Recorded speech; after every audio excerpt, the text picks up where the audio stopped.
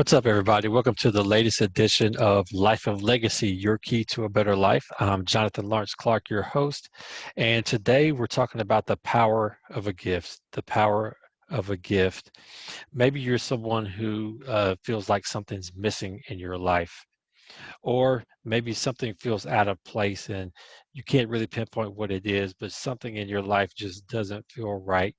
You don't feel like you feel like there maybe needs to be more in your life. There has to be more to life than what you're experiencing right now, whether it's personally or professionally. If that's you, it could be that you're underutilizing your gift. Maybe you don't know what your gift is, or you're starting to believe you don't have a gift. Or maybe you do know what your gift is, but you're not using your gift, or you're underusing your gift. Whatever the reason is, if you're not using your gift, it's putting you out of alignment with your purpose. And when you're not living your purpose, it leaves you feeling unfulfilled, out of place, and incomplete. So today, I really want to talk about the power that a gift or our gifts have over our lives and how we can take full advantage of that power to create better lives for ourselves and for others. So I got the idea for this topic the other day when I was listening to Dr. Eric Thomas, better known as E.T. the Hip Hop Preacher. If you're not familiar with Eric Thomas, I highly recommend you Google him and look him up. He has a ton of videos online, one of the best in the game for motivation and inspiration in terms of speaking, but also giving concrete, solid tips on how to be successful in life and in your career. Anyway, in this particular message, he was talking about how many of us are restless and unsatisfied in our lives because we're not using our gifts. And the focus and foundation of that message was a scripture, Proverbs 18:16.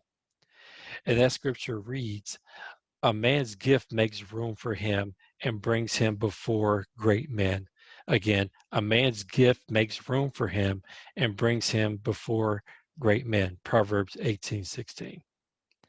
And when I heard that scripture and that message, it really got me to thinking about myself and whether or not I'm taking full advantage of my own gifts in my life. And if I'm not, what opportunities or things might I be missing out on if I'm not fully leveraging my gifts? So I'm the type of person that really picks things apart when I'm listening to inspirational messages, sermons, whatever the case may be. I really listen thoroughly. I might take notes and then I really dig in and examine, meditate, reflect on it, and think about it after the fact.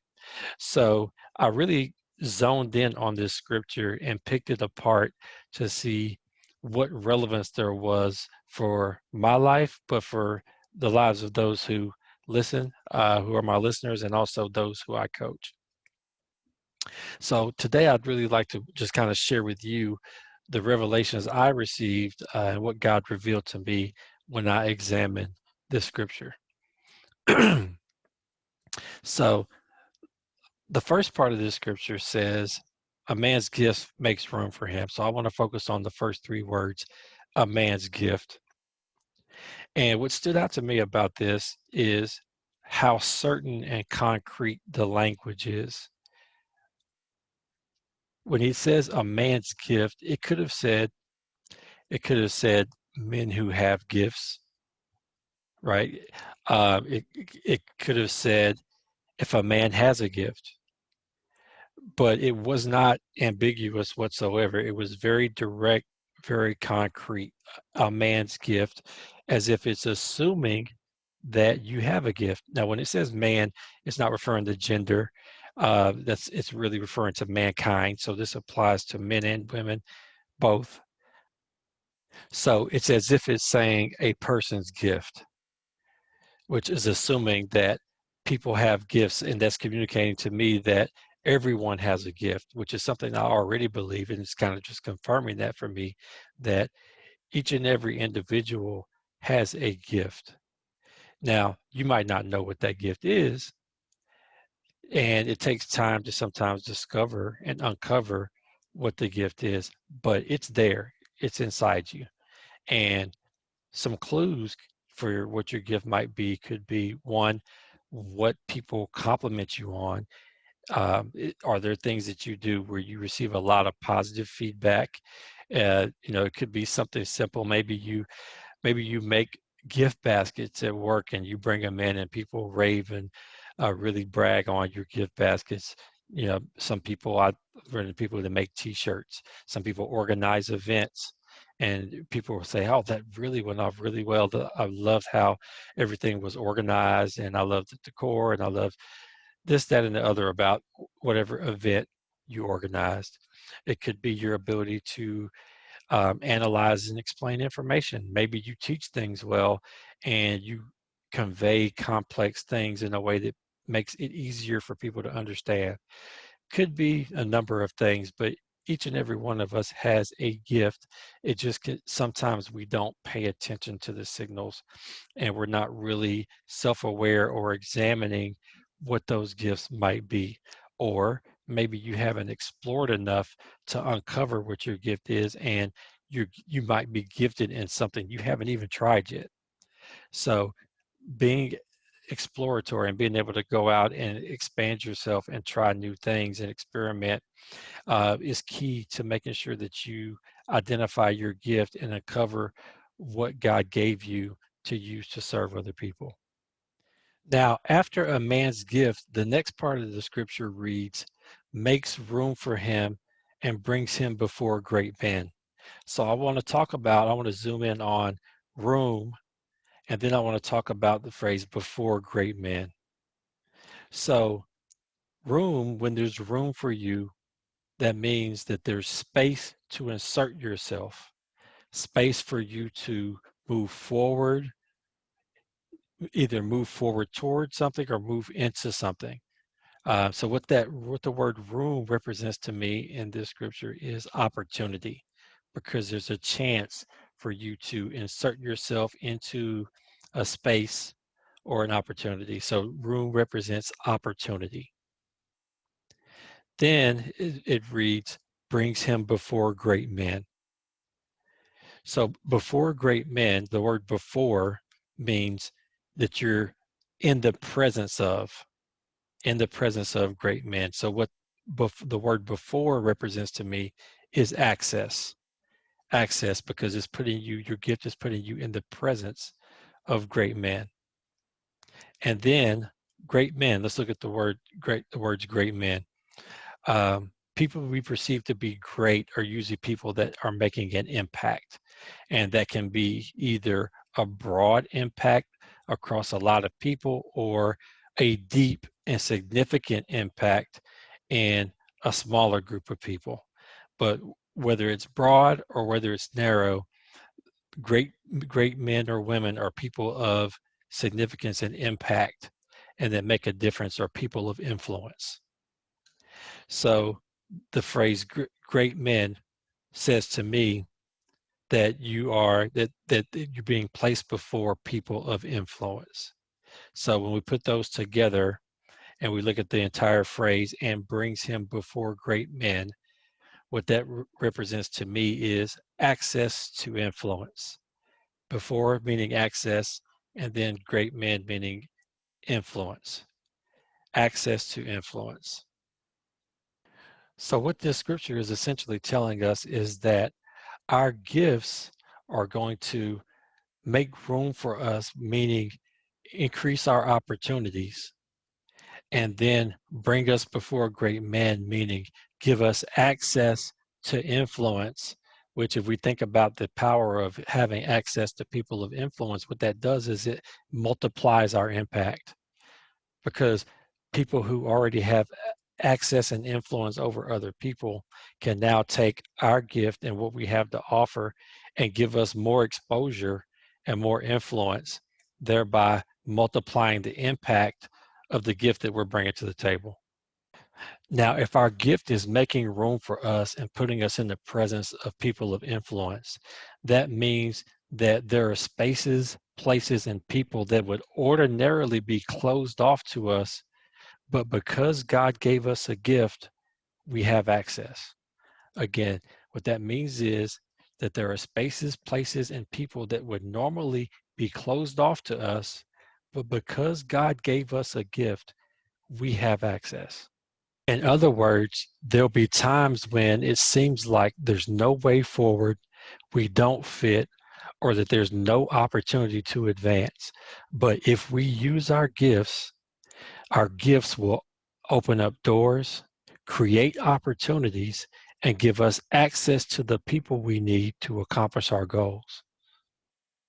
The thing that holds a lot of people back here is your gift can only make room for you if you use it. So if you're not using your gift because you don't see an opening, that means your gift can't open doors and you're missing out on opportunities. So our gift is essentially a tool. It's like Moses' staff. And when we're out standing before the Red Sea and we don't see a way through, if we use our gift, it's going to part the Red Sea and it's going to open up a path for us to claim the lives God really has for us. What most of us do is we flip it and then we do things backwards. We try to create room for our gift and then use our gift. We say, uh, when when I leave this current job and I get another job, then I'll use my gift.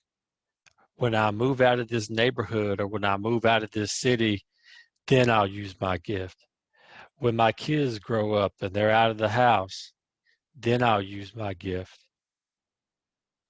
But what God is asking us to do is show some faith and use our gifts where we are, trusting and believing that our gifts will create the opportunities we need to claim the lives we really want. When we use our gifts where we are, we get to make a difference and make an impact on those around us now rather than waiting till later. We get to hone our craft because we learn through experience much better than we do by learning from books or just trying to train ourselves without actually using the skills we're developing. So when you're using your gifts along the way, it gives you the opportunity to learn from experience and get feedback and make adjustments and really hone your skills and hone your craft. On top of that, it gives you the opportunity to build your brand and become known for your gift, which also opens up opportunities. So in summary, the things I want you to really take away from this scripture today are, number one, everyone has a gift. That includes you. Number two, stop waiting. Stop waiting on opportunities and stop waiting to be perfect before you use your gifts. And number three, use your gifts where you are to serve those around you, and the opportunities you're looking for will be revealed to you and be opened up by your gifts. Now, if you're really serious about changing your life, I have 3 questions I want you to consider and write down in your journal. If you don't have a journal, get one today, but make sure you write this down on paper. Question 1 is, what is your gift? If you already know your gift, write it down anyway. If you don't know what your gift is, write down some things that you've been thinking about trying or getting into, but you've never really moved forward on it. Write those down on paper and commit to trying those things. Set a date on in your calendar for when you're going to explore and try those things, and then research online for some opportunities to explore different things. Number 2, how can you use your gift where you are to serve other people? So seriously sit down and think about whether it's at work, at church, organizations you're a member of, around your family members. What are some opportunities for you to use your gift to serve other people where you are right now in life? And number 3, what can you do to get better at your gift? Are there trainings you can take? Are there organizations you can join to help you improve? Are there mentors you could get that are successful, it's successful at what you want to do, who can help you grow and develop your skill and hone your skill even more? All right, so those are the 3 questions I want you to consider. Make sure you write them down on paper in your journal. If you don't have a journal, go get one today. All right, if you need help and would like to get some coaching, contact me here. This is my website, cra-z-dreams.com, Instagram at CRA_Z_dreams, Facebook at CRAZ Dreams. All right. So reach out to me if you need help. I'm a life coach. I'll be happy to assist you in discovering your purpose, figuring out what your gifts are, and charting a course to claim the life you really want for yourself. All right. Thank you for tuning in. This has been Life of Legacy. I'm Jonathan Lawrence Clark, and I'll see you next time.